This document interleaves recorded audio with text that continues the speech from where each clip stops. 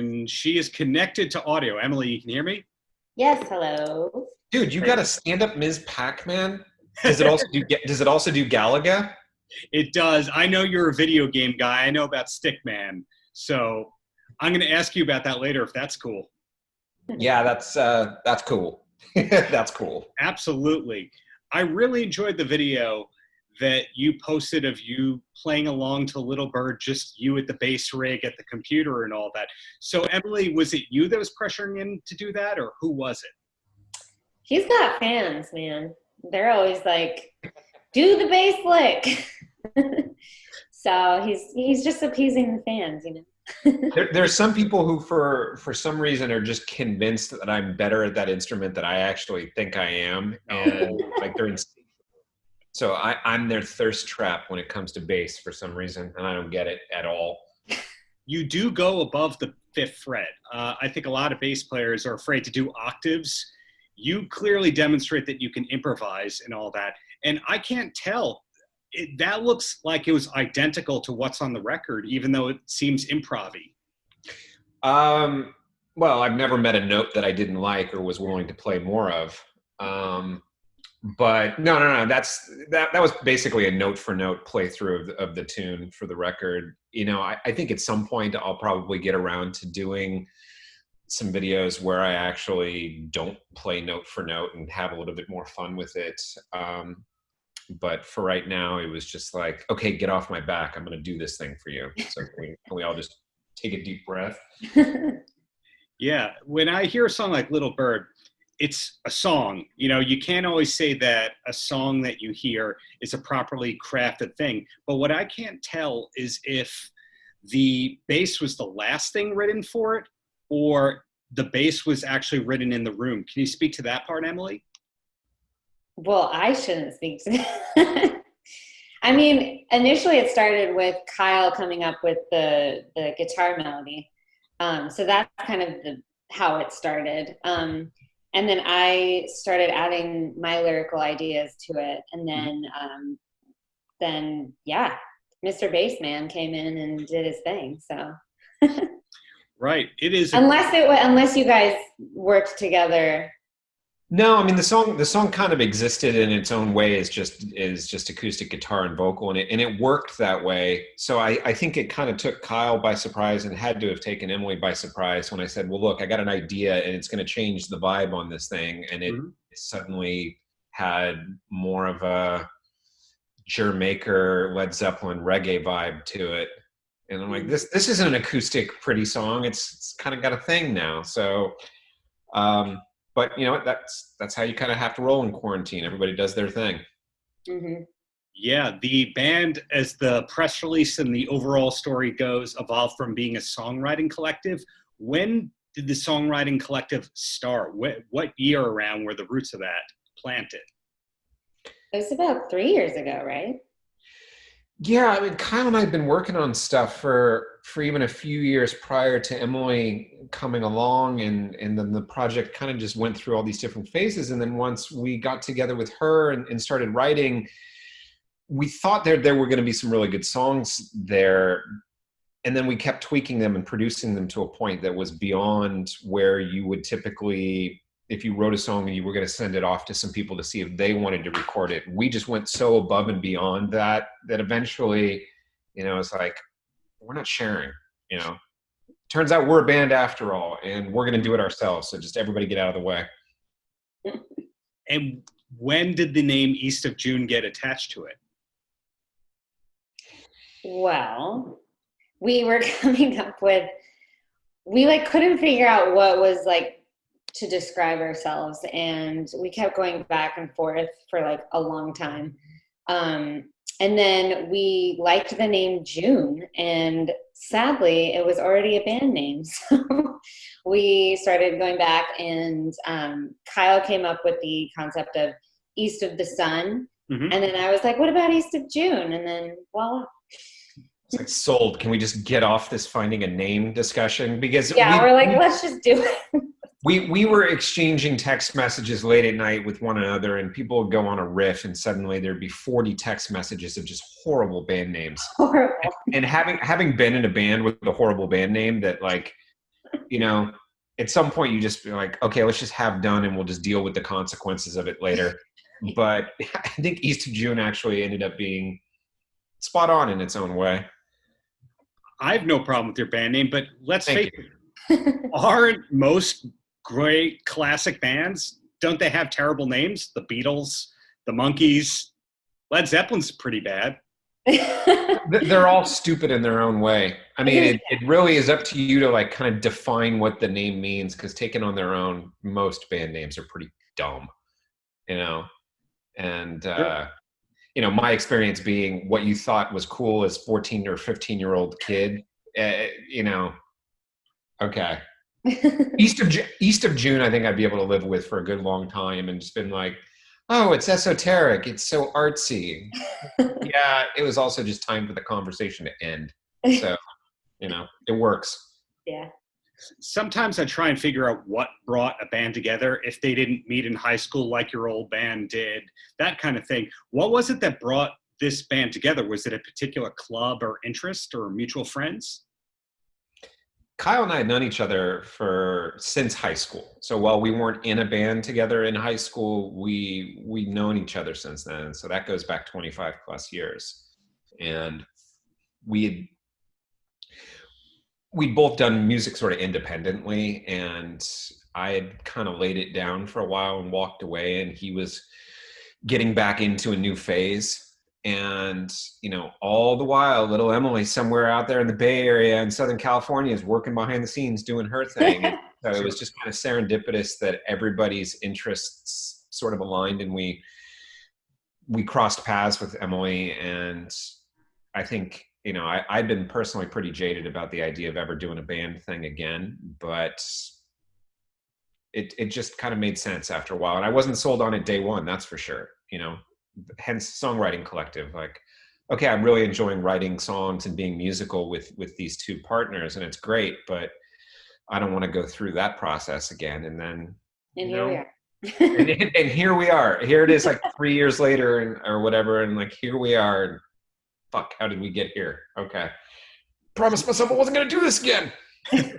So that's how you and Kyle met. Emily, how did you meet Kyle and or Dirk? Well, I'd been doing kind of my own singer-songwriter thing, and I get an email out of the blue from Kyle, and he was just like, hey, I'm Kyle, I do this. I saw your music online, and I'd love to talk to you about collaborating. And I was like, okay.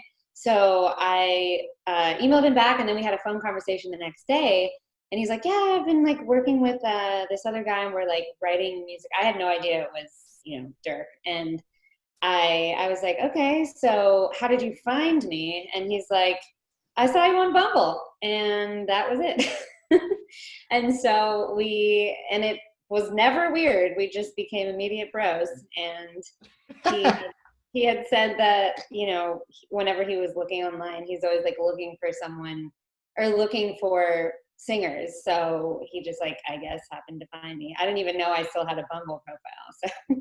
Well, it wasn't weird then, but it's weird now. Now that we have to talk about it over and over again, it's like it just gets weirder by the day. Yeah. Exactly. So bringing back to what we were talking about, you guys have crossed the threshold of you're a real band. You started out as just fun, let's make some music, and now it's a real band. But of course, the album or at least the latest music coming out in the midst of COVID, and no one knows anything that's going to happen. But do you have any concrete plans at all that you can talk about besides, well, new record? I mean, look, I think that one thing this year has taught us is that God and the universe laugh if you want to try and make plans beyond 5 fucking minutes from now. So, you know, we had grandiose plans for releases going back 6 months, and then literally COVID hit, you know, the week of one of these releases. So if anything, I think we're taking a step back from big plans because the universe laughs. The idea though is, hey, we've stockpiled a whole bunch of tunes because we've been busy, you know, during the zombie apocalypse, just working on music, and we need to release this stuff. You know, I don't know, and I don't think any of us know when we're going to be able to go out in front of an audience and actually, you know, entertain them. So we're kind of in the same boat as everybody else, but as opposed to some people who don't want to release music during this period of time, we're really intent on just continuing to push stuff out there and letting people discover it and kind of understand who we are, because our best stuff hasn't come out yet. I mean, we're super proud of what we've released, but the direction of the band, at least behind the scenes, has changed a little bit more into more of a band and an organic presentation of, you know, eclectic rock band. And so we have to kind of just introduce people to that by just releasing more tunes, you know? So, and then as soon as the world like comes back to normal ever so slightly, we'll go out there and start playing the shows. But for now, it's just release, promote, get people talking, hopefully, and starting to figure out what it is that we do, you know? That's a really healthy attitude to have, to go, well, our best music is not out yet. Because a lot of people, when they do the interviews, they go, this thing that you've heard is the best thing we've ever done. And then the next thing comes out and they go, well, this is the best thing we've ever done. We've grown so much. So finer days are ahead, to say the least. Do you mind that people, because of your past, Dirk, and because, Emily, you've done stuff before as band, that people might say all-star band at the beginning of finding out about you guys? Most people are idiots. I'm just going to put that out there. And I think you can get real caught up in minding what people are going to do, and they're going to do whatever the hell they're going to do. Yeah. You know, for me personally, I've over the years had to contend with everything being measured against the yardstick of what I did when I was a teenager and the success that I had with that. And it's nice to have a track record that you can look back on, but at the same time, you know, as a player, you evolve. As a songwriter, you evolve, and Sure. you got to find new ways to get inspired. So I know for me personally, it's really cool to be writing and performing with people who I just find inspiring on a day-to-day basis, because otherwise it's just boring and monotonous, you know? And the cool thing about, even in as weird of a time as it is right now, is that when you have a new project, it gets to be new. You can do whatever you want to do musically, and no one is saying, well, that's not like your last record. It's like, well, there was no last record. So, you know, everything gets to just be brand new. And, you know, there's only so many notes. So anything that you can do that's exciting for you personally, or for me personally, is just a little bit more motivation to keep going, because, you know, stuff can get old unless you find a new way to work around it and work with it. Emily, question for you. Outside of music, what is life like? What do you like to do with yourself? Because I know about Stickman, which I'm going to ask about, but let's learn about Emily here. I love being outdoors. I'm super hike, runner type of person, nature. So I kind of love seeking new adventures. I'm also big into health and wellness. So I like to cook. So I have like my own little Instagram where I put up healthy recipes and do that sort of thing. So I like being creative. So I feel like I have a lot of things that I paint. Like I like, you know, I feel like the creative side of my brain was very developed.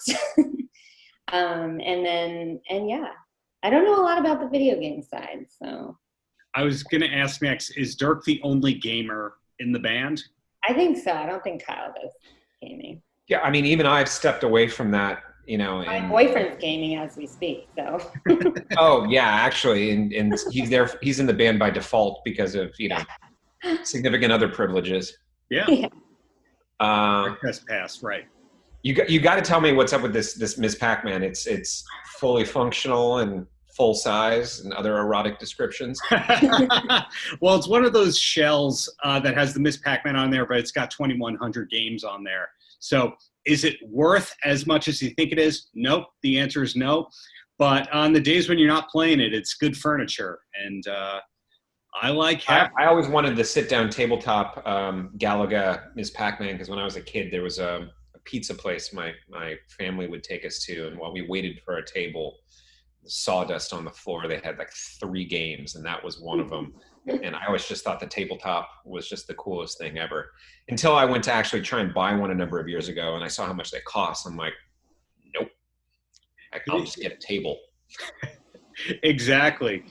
what exactly was your foray? I hope this doesn't put Emily to sleep, but the gaming world. How did you wind up in that with Stickman? Because you were kind of doing it before it was cool and there was a lot of money in it. You know, there was an idea that when you tour, you tend to play video games. There was just a lot of things that guys that I knew in bands did because there was just a lot of downtime driving around. So I got into it for a while. And then when I initially got out of the touring business, I thought, well, wouldn't it be cool to be writing music for games and trying to incorporate that? And, you know, I went through a period of time where I kind of assembled some friends from the music business, and everyone was really excited about doing it. And then, you know, the harsh reality of the economics of how music and gaming was viewed, you know, a number of years ago, is nobody wanted to pay for, you know, the talent level, if you will, Mm-hmm. people who maybe even sold millions of records. They're just like, that's great. I've got $10. Can $10, we score a game for $10. And I eventually pivoted to setting up the company to kind of stream music into video games, which was ahead of its time, but unfortunately couldn't pull it off. And as much as I wanted to, you know, the people who were able to raise money next time around for streaming music, which wasn't a big thing, 15 years ago, was like Spotify and Pandora. So, you know, not to say that my company would have turned into that, because I was very focused on gaming, but I just wasn't able to do it. And as a result, I don't know if I've ever gamed since, or not really. I just don't game that much anymore. Life's responsibilities kind of took over for me. Sure, whatever your hobbies are, once you turn it into a career, it's not fun like it used to be, to say the least. I'm intrigued by the music video game connection because to super nerd out here, I was listening to Brad Gillis, the guitarist of Night Ranger, who played with Ozzy, talking about how he started writing music for video games when things slowed down with Night Ranger. And you're starting to find more and more people that hit records who are actually writing the music you hear in commercials. I know that before he was successful, Mark from Foster the People was a commercial guy. So I'd have to imagine that you guys kind of teeter around that world where you write something and you go, could this be a beer commercial, or do we hold it on to ourselves for East of June? I mean, early on, especially, because I think one of the reasons why a lot of, you know, other touring musicians and anybody who's been in the music space for a while gravitates towards that is that you get pigeonholed into what your band is. And as a musician, it's kind of limiting. You know, very few of us, I think, and I'm sure Emily can attest to this, have the same, you know, you have your influences growing up, but that doesn't mean that's all you ever want to do. Right. Now, I might have listened to like jazz records growing up and death metal. Doesn't mean I want to be in that band, but it also doesn't mean I don't enjoy like writing stuff like that. And so I think that it's really freeing for people who truly identify as musicians as opposed to just the instrument they play in a project, to be able to say, look, I'm creative. I want to go do something different, you know. And when you write for somebody else, it gives you that ability to explore that. And I think some people do it kind of under the radar, maybe not even using their real name, and they don't promote it because they don't need to. Mm-hmm. But that's both the blessing and the curse of being in a project that's really successful and identifiable, is you have to do that, because then everything else you do is compared to that. And, you know, I like to think that, you know, I have the option of doing whatever makes me happy, you know. Fair. Well, 2 quick questions for both of you, and then you're free from me, and you can go to the enjoyable things in life. And the first one is, what is the best TV recommendation that you could give us from the past few months of being kind of holed up? Good question. Smidge? I'm going to go with The Witcher. As much as I don't care about video games, I am obsessed with that show, and also just like anything fantasy action oriented. So I'd say that. I think I'm going with The Boys. Yeah. On Prime. Yeah. That is just so deliciously twisted and well done. So twisted. Yeah. Yeah, I guess the boys gets my vote. New episode every Friday. I think we have another 2 or 3 coming on that one. Oh, Yeah. Closer for both of you. Any last words for the kids? Whose kids? Are they my kids? Do I have to pay for them? I have plenty of words for other kids, but Let's take those other kids' words then. Stay off the dope. Stay off the dope. Fair. Wear a damn mask. Let's get the world back together so we can go play shows for you, damn kids. Yeah. That you won't appreciate anyway. That you're just gonna take for granted. He's a grumpy old man. It's totally. And while you're out there, get off my lawn. Yeah. Yeah. Anything to add, Emily? I mean, just try to stay positive. We're all in this boat of a mess of this year. So it's been hard for me, but I feel like just letting everyone know that we're all feeling it. We're all not alone because we're all feeling it, even though we feel alone. But, you know, gotta stay positive and do what you love. Yeah, what she said. Yeah. Well, I'm looking forward to hearing more of that music that you're talking about. So far, everything that's come out is great and up my alley. So just keep up the greatness that you guys are putting out there. Thank you so much. Appreciate it, Darren. Be Thanks. well. You too. Paltrocast.